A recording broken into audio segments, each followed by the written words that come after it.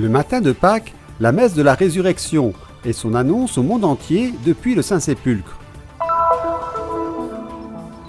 À Emmaüs el-Kubeibé, des franciscains, des chrétiens locaux, des religieux et des pèlerins se sont réunis pour célébrer la manifestation de Jésus ressuscité aux 2 disciples. Le curé de Betsahour, près de Bethléem, organise des réunions pour les laïcs afin de leur permettre de s'initier à l'Ancien Testament. Frère Georges Haddad de Jénine raconte la joie et les moments difficiles de suivre l'appel du Seigneur en tant que franciscain. La famille Mousmar de Nazareth gère depuis 3 générations une fabrique de poterie typique de la culture arabe afin de transmettre l'histoire et la culture de ce peuple.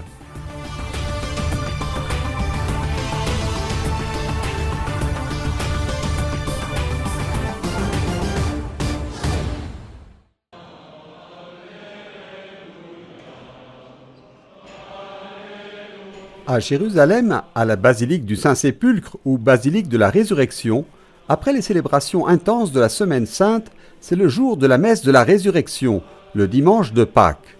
Le Christ est ressuscité, il est vraiment ressuscité. L'annonce de la veillée pascale résonne encore fortement le dimanche. La messe du jour de Pâques a été présidée par sa béatitude Pierre Battista Pizzaballa, patriarche de Jérusalem des Latins, qui dans son homélie a invité les personnes présentes à annoncer à tous la nouvelle joie qui fait irruption dans le monde d'aujourd'hui. Une joie qui ne peut pas rester enfermée en ce lieu, mais qui d'ici doit encore atteindre tous les hommes dans tous les coins de la terre. Le patriarche nous a invités à réfléchir aux situations de mort qui nous entourent. Il suffit de regarder autour de nous pour trouver des raisons de nous inquiéter et de nous sentir accablés par elles, par ses victoires et ses aiguillons. Mais, a-t-il ajouté, d'ici, donc, de Jérusalem, devant ce tombeau vide, nous proclamons à cette Église et au monde entier l'annonce de la vraie paix qui a surgi en ce lieu. Une paix que seul le Christ peut donner. Seule la rencontre avec le Christ ressuscité peut nous donner la vraie résurrection, une vie pleine, qui nous fait tenir dans le monde avec la passion et la force de personnes libres et rachetées. À la fin de la célébration, la joie de Pâques a été annoncée par la proclamation des évangiles de la résurrection, à partir de 4 points différents autour du sanctuaire du Saint-Sépulcre, correspondant aux points cardinaux. Un geste symbolique qui montre comment la proclamation de la résurrection à partir de Jérusalem atteint tous les coins de la terre.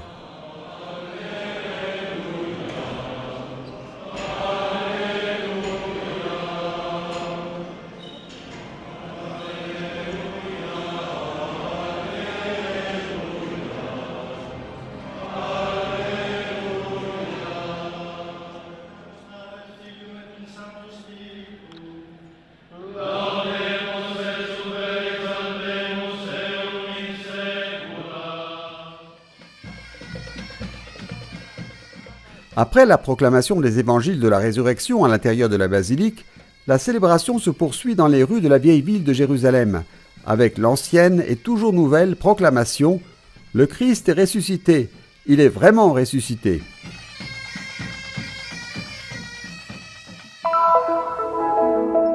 Suivant le chemin synodal et inspiré par la célébration de la manifestation de Jésus ressuscité aux 2 disciples d'Emmaüs, les franciscains, les chrétiens locaux, les religieux et les pèlerins se sont réunis pour la messe solennelle dans le sanctuaire dédié à cet événement biblique à Emmaüs el-Kubeibé. Selon les Écritures, 2 disciples faisaient route vers un village appelé Emmaüs à 2 heures de marche de Jérusalem, et ils parlaient entre eux de tout ce qui s'était passé. Or, tandis qu'ils s'entretenaient et s'interrogeaient, Jésus lui-même s'approcha et il marchait avec eux. Il leur interpréta dans toute l'Écriture ce qui le concernait. Quand ils approchèrent du village où ils se rendaient, Jésus fit semblant d'aller plus loin, mais ils s'efforcèrent de le retenir. « Reste avec nous car le soir approche et déjà le jour baisse. » Quand il fut à table avec eux, ayant pris le pain, il prononça la bénédiction, et l'ayant rompu, il le leur donna. Alors leurs yeux s'ouvrirent, et ils le reconnurent. Ils se dirent l'un à l'autre, « Notre cœur n'était-il pas brûlant en nous, tandis qu'il nous parlait sur la route et nous ouvrait les Écritures ?» Les disciples d'Emmaüs ont rencontré Jésus, mais à un moment donné, leur voyage a été assombri par la mort, la passion, la violence infligée à notre Sauveur. Découragés, ils sont retournés à Emmaüs Mais en chemin, ils ont rencontré Jésus. Ils l'ont reconnu à la fraction du pain. Ils ont accueilli sa parole. Ils deviennent ainsi les témoins de sa résurrection et de son amour. Une attitude d'écoute comme celle des disciples est l'invitation que le synode adresse à tous, car comme le dit le pape François, une église synodale est une église qui écoute. Dans le sanctuaire de la manifestation de Jésus, une belle image rappelle le moment où Jésus rompt le pain avec les disciples sur la route d'Emmaüs. Un partage qui, dans cette célébration, se fait à travers la parole et l'Eucharistie. L'homélie a été prononcée par le curé latin de Jérusalem, frère Amjad Sabara.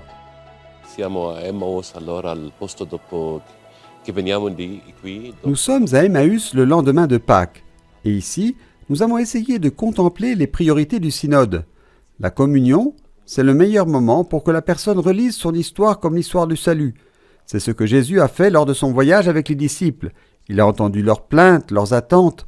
Ils ne comprenaient pas. Ils pensaient que Dieu devait tout faire à leur manière. Jésus leur a fait comprendre que tout ne se passe pas de façon humaine, personnelle, mais qu'il faut relire les Écritures. En elles, tout a été préparé, prophétisé.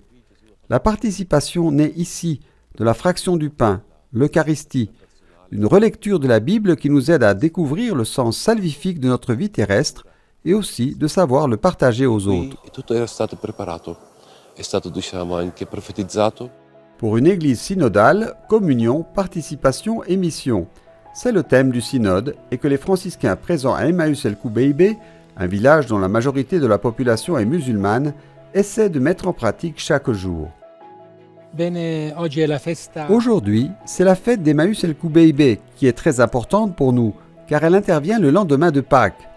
Nous rencontrons ici Jésus, qui est venu encourager les deux disciples qui avaient fui du chemin de Jérusalem, parce qu'ils ne sentaient pas ce... Nous rencontrons ici Jésus qui est venu encourager les deux disciples qui avaient fui Jérusalem parce qu'ils ne se sentaient pas en sécurité. Ainsi, Jésus s'approche de l'homme qui marche dans cette vie aujourd'hui. Ce discours qu'il a tenu aux deux disciples est très important pour moi qui vis ici au milieu des musulmans et d'une seule famille chrétienne. Après le partage de la parole et de l'Eucharistie, à la fin de la célébration, le geste de Jésus de partager le pain avec les disciples a été fait par le vicaire de la custodie de Terre Sainte. Ce fut un jour béni pour moi et pour ces gens ici. Aujourd'hui, la messe était magnifique. Nous sommes vraiment heureux.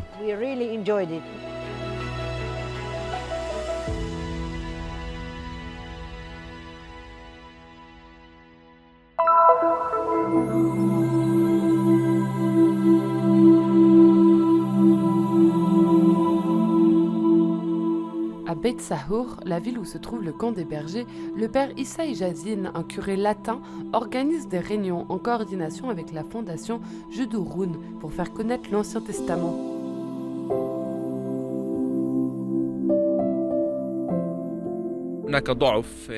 D'une manière générale, nous avons constaté un manque de connaissance de l'Ancien Testament chez les gens, quelque chose que nous voyons à la fois dans nos écoles et chez nos fidèles.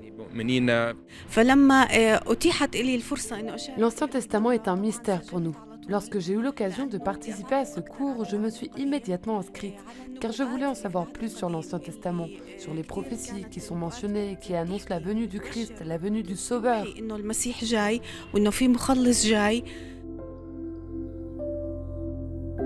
La participation à ces réunions est ouverte à tous, prêtres, sœurs, diacres et laïcs, et dure 5 mois, à raison de 2 heures par semaine.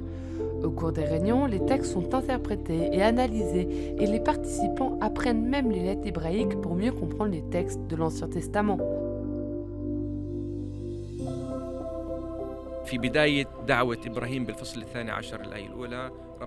Au début de l'appel d'Abraham, au chapitre 12, premier verset, Dieu demande à Abraham de partir, en hébreu, lech lecha, ce qui signifie se lever et partir. C'est l'un des rares verbes que nous trouvons dans l'Ancien Testament dans la version hébraïque. C'est une expression que nous trouvons également au chapitre 22 du même récit d'Abraham, lorsque notre Seigneur lui demande d'offrir son fils en sacrifice. Ici aussi, il utilise le même verbe, lève-toi et va. Ces deux usages sont liés aux promesses de Dieu à Abraham concernant la descendance et la terre.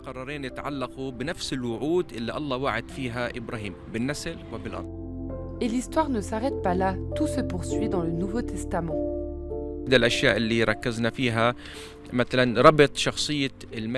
Nous nous sommes notamment attardés sur le lien entre la personne du roi David et Abraham, comme si la descendance que Dieu avait promise à Abraham s'était réalisée en la personne du roi David. En effet, sous son règne, le pays était uni et toutes les tribus l'étaient également. Qui a remarqué ça? Saint Matthieu, qui dit que Jésus-Christ est un descendant de David, fils d'Abraham. Si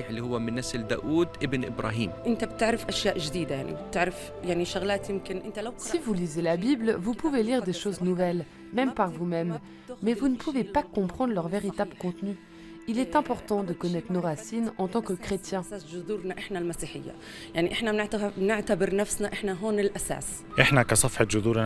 Nous, à travers nos réseaux sociaux, facilitons la diffusion du cours avec des retransmissions en direct et aussi avec des enregistrements de la réunion.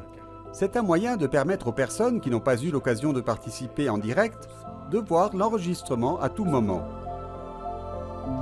L'initiative du père Ijazine de diffuser la connaissance de l'Ancien Testament et de la Bible s'inscrit dans la volonté du patriarcat latin.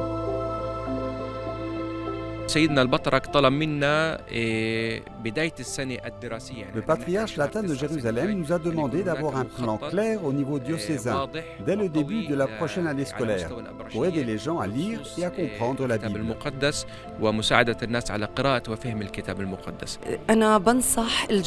Je conseille à tous de participer à ce cours pour apprendre à connaître les origines, nos racines et nos ancêtres.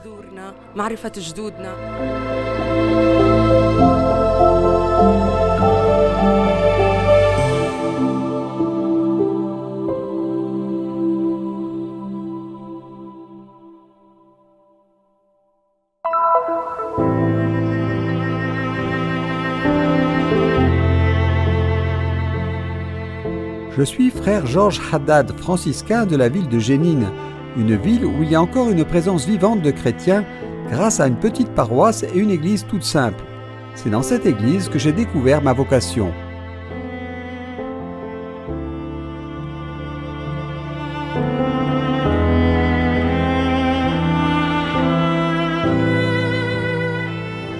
Avant même de te façonner dans le sein de ta mère, je te connaissais. Avant que tu viennes au jour, je t'ai consacré, dit le prophète Jérémie. L'appel du Seigneur a captivé le cœur de Georges plus que tout autre appel du monde ou de l'argent. Pendant 2 ans et demi, Georges n'a cessé de demander au Seigneur de comprendre ce qu'il attendait de lui. Oui, que ta volonté soit faite, Seigneur.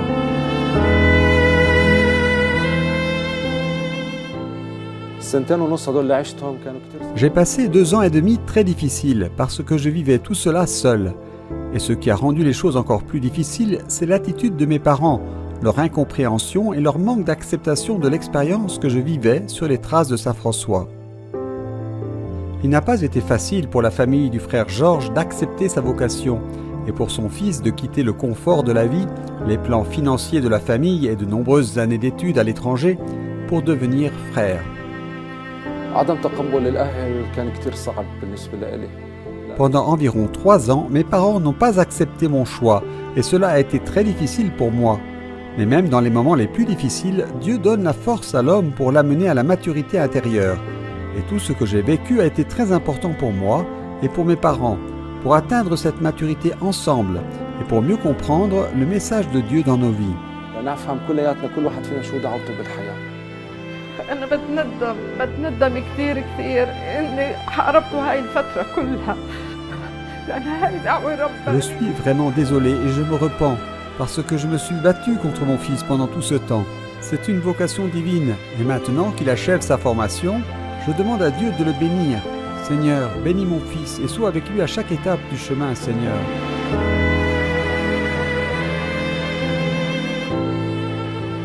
Que Dieu te protège.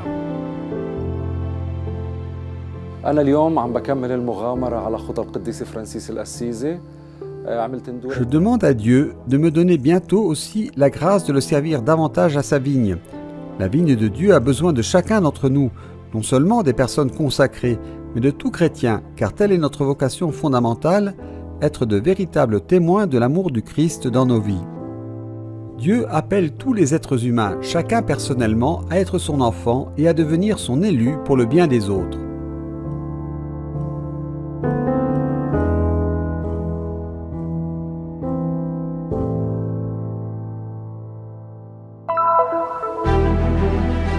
Juste à la sortie de Nazareth se trouve une usine produisant des céramiques arabes traditionnelles.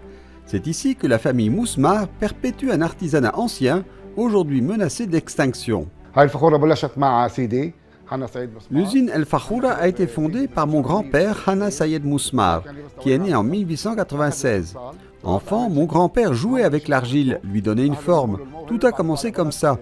Ses parents ont décidé de l'aider à développer son talent et l'ont envoyé à Munich, en Allemagne, où il a étudié la poterie.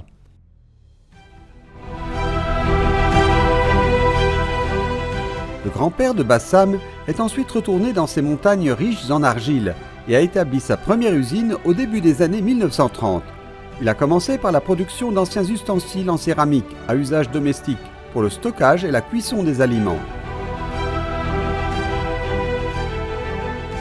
Nous, les petits-enfants, essayons de perpétuer et de préserver cet artisanat, car il raconte notre histoire, notre patrimoine et notre terre. Nous l'enseignons à nos enfants et leur présentons la méthode de production que nous utilisons, que nous avons hérité de mon grand-père, pour transmettre notre existence à travers ces objets en céramique et cette terre.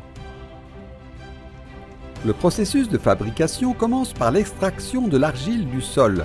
L'argile est stockée en bandes humides, façonnée et enfin cuite dans le four à une température de 850 degrés pour devenir une poterie prête à l'emploi.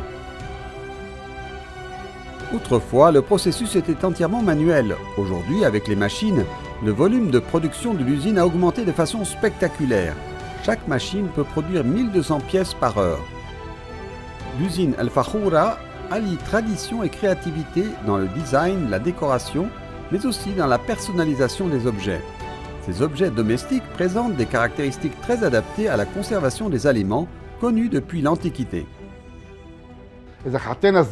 Le stockage de l'huile dans des récipients en céramique préserve davantage sa qualité que le verre, l'étain ou le plastique, car il empêche la lumière de pénétrer.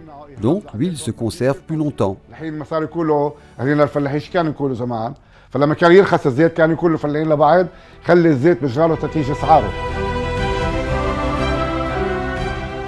L'usine El Fakhoura est également ouverte aux visiteurs afin de transmettre et de garder vivant dans la mémoire des nouvelles générations ce patrimoine lié à l'identité arabe. Nous organisons des visites guidées pour les familles, les enfants, les écoles et différentes associations. Dans le cadre de ce programme, nous présentons aux gens des méthodes de production anciennes et modernes et nous organisons également des ateliers. Les participants peuvent fabriquer de petits objets en céramique de leurs propres mains et les ramener chez eux. L'usine El Fakhoura s'impose comme un pont entre le passé et le présent, entre la tradition et l'innovation, et comme un lieu où cet important patrimoine artisanal est conservé mais aussi transmis.